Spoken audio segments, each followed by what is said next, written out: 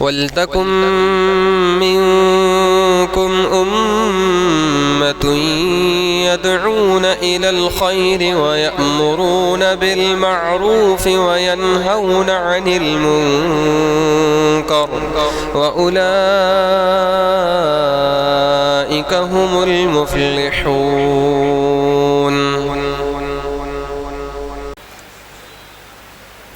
الحمد للہ وکفی وسلام علی عبادہ الذین اصطفی، اما بعد فاعوذ باللہ من الشیطان الرجیم، بسم اللہ الرحمن الرحیم. ولا تقولن لشیء انی فاعل ذلک غدا الا ان یشاء اللہ. رب اشرح لی صدری ویسر لی امری واحلل عقدۃ من لسانی یفقہوا قولی. قابل قدر سامعین اور پردہ نشین ماں اور بہنوں، میں نے سورہ کہف کی آیت نمبر 23 اور 24 آپ کے سامنے پڑھی ہے. اللہ فرماتے ہیں وَلَا تَقُولَنَّ لِشَيْءٍ إِنِّي فَاعِلٌ ذَلِكَ غَدًا. کسی بھی کام کے کرنے کے لیے آپ یہ ہرگز مت کہیے کہ میں اس کو کل کروں گا، بلکہ اس کو اس انداز میں کہیے کہ اگر اللہ رب العالمین چاہے. یعنی انشاءاللہ کہنے کی ترغیب ہے. اس آیت کا نزول اس وقت ہوا کہ ہوا یہ تھا کہ مکہ کا ایک وفد یہودیوں کے پاس گیا اور اللہ کے رسول صلی اللہ علیہ وسلم کو پریشان کرنے کے لیے انہوں نے یہودیوں سے کہا کہ کچھ سوالات ہم کو ایسے بتائیں کہ ہم وہ جا کر کے مکہ میں محمد بن عبداللہ سے پوچھیں اور ان کا جھوٹ ہمارے اوپر کھل کر کے آ جائے. تو یہودیوں نے 3 سوالات جو ہے بتا کر کے مکہ والوں کو بھیجا اور انہوں نے آ کر کے اللہ کے رسول صلی اللہ علیہ وسلم سے وہ سوالات کیے. ان کا یہ کہنا تھا کہ اگر وہ نبی ہے تو ضرور بتا دیں گے، جواب دیں گے، اور اگر نبی نہیں ہے تو ان کی حقیقت کھل جائے گی. وہ لوگ آئے اللہ کے نبی صلی اللہ علیہ وسلم کے پاس اور انہوں نے اللہ کے رسول صلی اللہ علیہ وسلم سے وہ سوالات کیے. غالباً وہ سوالات تھے کہ مصر میں آل یعقوب مصر میں کیسے پہنچے، اور دوسرا سوال ان کا یہ تھا کہ اصحاب کہف کے بارے میں بتائیے، اور تیسرا سوال یہ تھا کہ روح کے بارے میں آپ کیا کہتے ہیں. انہی سوالات کا جواب اللہ تعالیٰ نے ان صورتوں میں دیا ہے. اللہ کے رسول صلی اللہ علیہ وسلم نے کہا کہ ٹھیک ہے کل بتائیں گے. اللہ کے رسول صلی اللہ علیہ وسلم نے یہ سوچا کہ یا تو حضرت جبریل امین آ جائیں گے اور یا تو اللہ رب العالمین وحی کر دے گا. لیکن اللہ کے رسول صلی اللہ علیہ وسلم انشاءاللہ کہنا بھول گئے. تو تقریباً 1-2 دن نہیں 15 دن ایسا گزر گیا اور اللہ کے رسول صلی اللہ علیہ وسلم نے جواب کچھ نہ دیا. اس کو لے کر کے مشرکین نے بڑا واویلا مچایا، کہا کہ دیکھو یہ کہتے ہیں ہم اللہ کے نبی ہیں اور یہ گزشتہ اقوام کی باتیں ہیں، تاریخی حقائق ہیں جو ان کو نہیں معلوم ہے. بعد میں اللہ رب العالمین نے سورۃ الکہف نازل کیا اور اس میں باقاعدہ تاکید کی گئی کہ وَلَا تَقُولَنَّ لِشَيْءٍ إِنِّي فَاعِلٌ ذَلِكَ غَدًا. کبھی بھی یہ مت کہیں کہ میں یہ کام کل کروں گا، بلکہ جب بھی کہیں تو ساتھ میں انشاءاللہ کہہ لیا کریں کہ اگر اللہ رب العالمین چاہے. اس لیے کہ اللہ رب العالمین کی مشیت کے بغیر اس دنیا میں کچھ نہیں ہوتا ہے. یہاں تک کہ انسان کی مغفرت بھی اللہ رب العالمین کی مشیت پر ہے. ان اللہ لا یغفر ان یشرک بہ ویغفر ما دون ذلک لمن یشاء. اللہ جس کو چاہے گا معاف کرے گا. تو اس کائنات میں اللہ کی مشیت چلتی ہے، اللہ کے ارادے چلتے ہیں. وما تشاءون الا ان یشاء اللہ. تم وہی چاہو گے جو اللہ رب العالمین چاہے گا. تو اللہ رب العالمین ہی کی مشیت پر سارا معاملہ ہے. اور اسی لیے آپ دیکھیں گے کہ اللہ تعالیٰ نے قرآن عزیز کے اندر حضرت ابراہیم علیہ السلام کا ذکر کیا ہے کہ انہوں نے خواب دیکھا اور وہ خواب کو اپنے بیٹے اسماعیل علیہ السلام سے بیان کیا. تو حضرت اسماعیل علیہ السلام نے کیا کہا؟ یا ابتی افعل ما تؤمر ستجدنی انشاء اللہ من الصابرین. وہاں بھی انہوں نے کیا کہا؟ انشاءاللہ. اے میرے ابا جان، آپ کو جس بات کا حکم دے دیا گیا اس کو آپ کر گزریے، انشاءاللہ مجھ کو صبر کرنے والوں میں سے پائیں گے. اہل علم کہتے ہیں کہ حضرت اسماعیل علیہ السلام کا انشاءاللہ کہنا یہ حضرت اسماعیل علیہ السلام کے لیے صبر کا توفیق ملنا ہے کہ جب انشاءاللہ کہا تو اللہ رب العالمین نے حضرت اسماعیل علیہ السلام کو صبر کی توفیق عطا فرمائی. اسی طرح سے حضرت موسیٰ اور خضر، ابھی سورہ کہف آپ نے سنا، اس میں حضرت موسیٰ علیہ السلام اور خضر کا تذکرہ ہے. اس وقت بھی حضرت موسیٰ علیہ السلام جب حضرت خضر علیہ السلام سے اپنی شاگردی کے لیے درخواست کرتے ہیں کہ ہم آپ کے ساتھ میں رہنا چاہتے ہیں، تو حضرت خضر نے کیا کہا تھا کہ مجھے لگتا ہے کہ آپ ہمارے ساتھ صبر نہیں کر پاؤ گے، ہمارے ساتھ جو ہے آپ کا گزران نہیں ہو سکتا ہے کیونکہ آپ کا مزاج الگ ہے. تو انہوں نے کیا کہا؟ ستجدنی انشاء اللہ صابرا ولا اعصی لک امرا. کہا کہ نہیں، کوشش ہماری یہ ہوگی کہ انشاءاللہ آپ ہم کو صبر کرنے والا پائیں گے اور آپ کے باتوں کی نافرمانی ہم نہیں کریں گے. تو حضرت موسیٰ علیہ السلام نے صبر کا عزم کیا، لیکن اس صبر کو اللہ رب العالمین کے ساتھ، اللہ کی مشیت کے ساتھ جوڑ دیا. تو یہ تعلیم ہے. اسی طرح سے آپ دیکھیے قرآن میں ایک جگہ اور ذکر ہے کہ حضرت موسیٰ علیہ السلام نے جب اپنی قوم سے کہا کہ بھائی ایک گائے ذبح کرو اور جو قاتل ہے اس کا پتہ چل جائے گا، تو انہوں نے بہت سارے سوالات کیے. گائے کیسی ہونا، اس کا کلر کیسا ہونا، اس کا رنگ کیسا ہونا، بہت سارے سوالات کیے. یہاں تک کہ پریشان ہو کر کے قالوا ادع لنا ربک یبین لنا ما ہی ان البقرہ تشابہ علینا.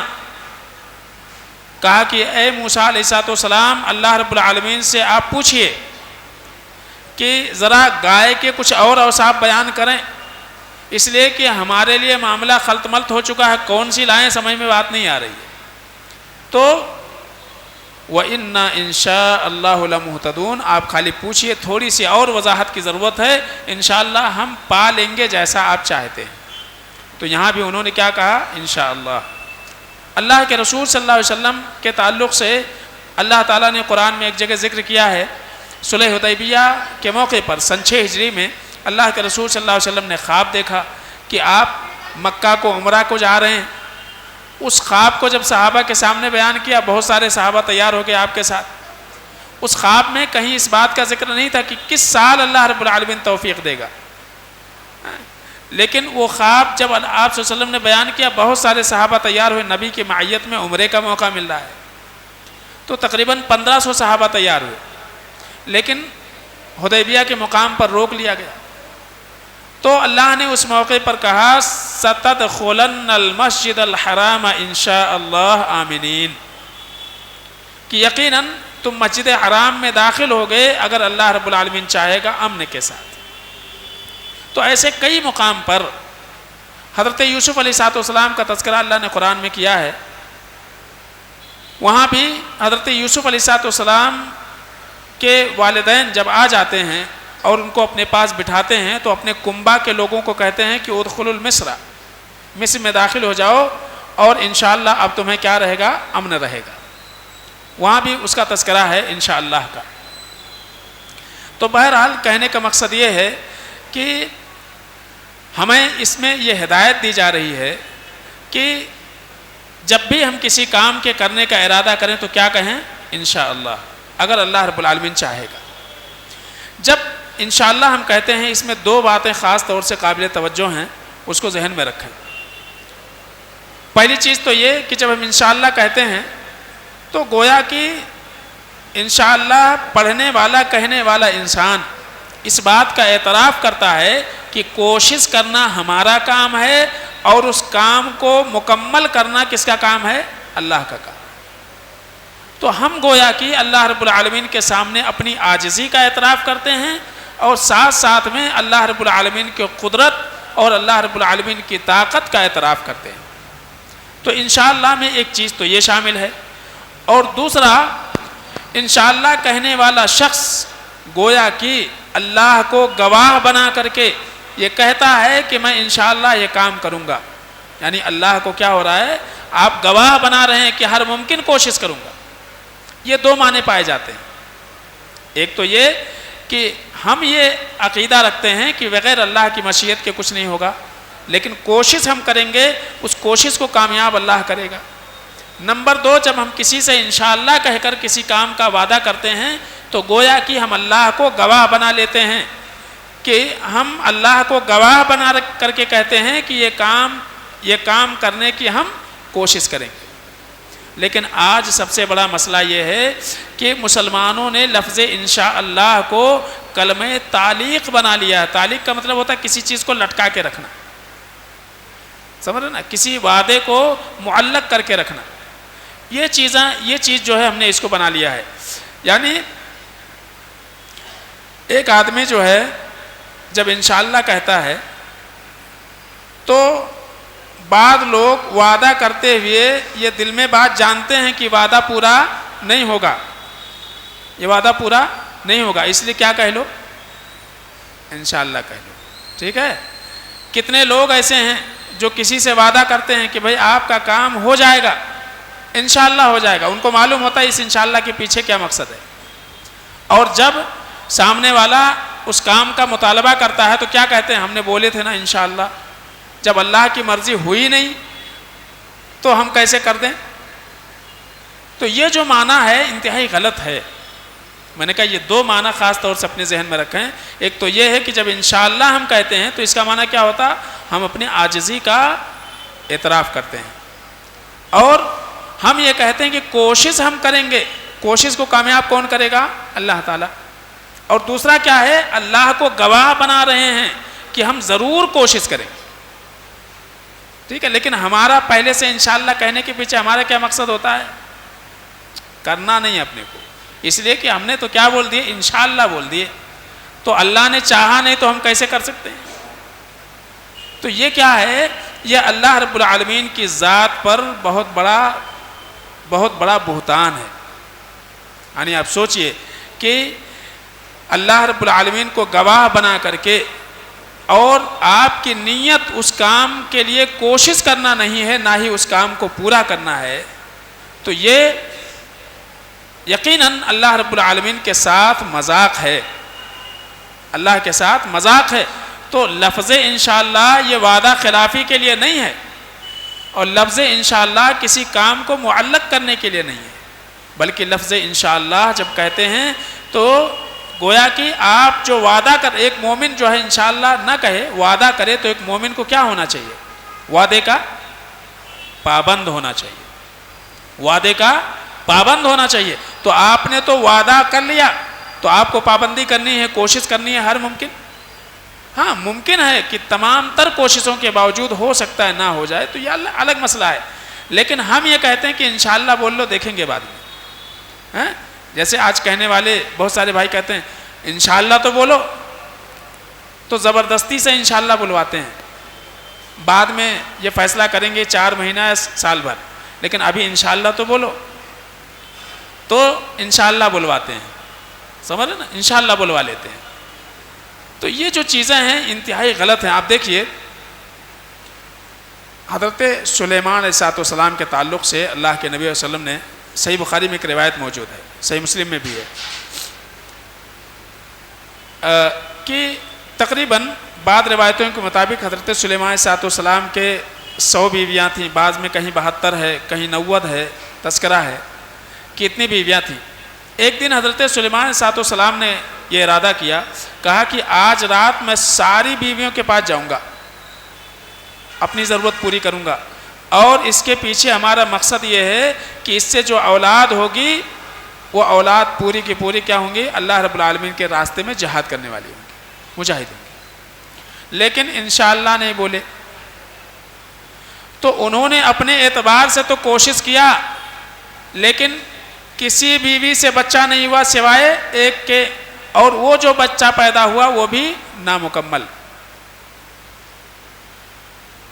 اللہ کے رسول صلی اللہ علیہ وسلم فرماتے ہیں کہ اگر سلیمان بن داؤد انشاءاللہ کہہ لیتے تھے تو اللہ تعالیٰ یقیناً ان کی حاجت روائی کرتا، اور ایسے سب جوان بچے پیدا ہوتے جو راہ حق کے مجاہد ہوتے تھے۔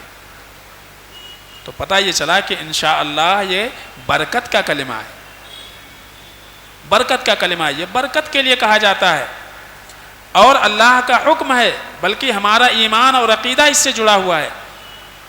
غالباً عتبان بن مالک رضی اللہ تعالیٰ عنہ ہیں، ایک مرتبہ اللہ کے رسول صلی اللہ علیہ وسلم کے پاس آئے اور کہا کہ اللہ کے رسول صلی اللہ علیہ وسلم، میں یہ چاہتا ہوں، مسجد نبی میں بسا اوقات آنا ہمارے لیے ممکن نہیں ہوتا ہے، اور بالکل سرحد پہ رہا کرتے تھے مدینے کے، تو کہا کہ ہم یہ چاہتے ہیں کہ بارش پانی کے ایام میں جبکہ ہمارے لیے یہاں تک پہنچنا مشکل ہو، تو ہم یہ چاہتے ہیں کہ آپ ہمارے گھر ذرا تشریف لائیے، اور گھر میں ایک جگہ ہم بتا دیتے ہیں وہاں ذرا آپ نماز پڑھ دیجئے، تو آپ وہاں پہ نماز پڑھ لیں گے تو اس جگہ کو ہم مصلی بنا لیں گے، یعنی جائے نماز بنا لیں گے، وہیں ہم گھر کے لوگوں کے ساتھ نماز پڑھا کریں گے۔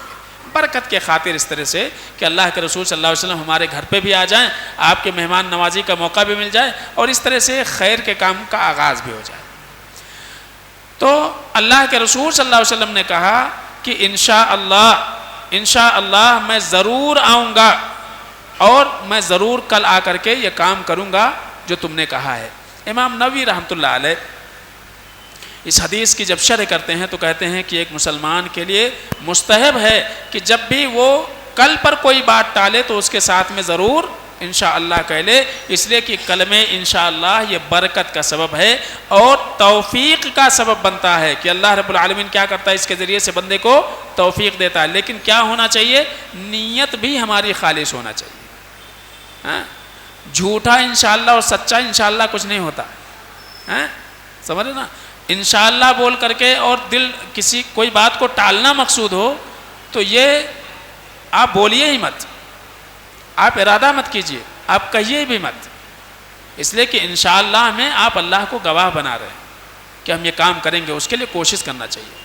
تو یہ ایک چھوٹا سا جملہ تھا جس کو میں نے آپ کے سامنے واضح کیا کہ انشاءاللہ کتنی ضروری ہے ہمارے عام بول چال میں، ہمارے وعد و وعید میں، لہذا اس بات کا خیال رکھیں۔ اللہ سے دعا ہے کہ العالمین ہم سب کو صحیح سمجھنے کی توفیق عطا فرمائے، آمین یا رب العالمین۔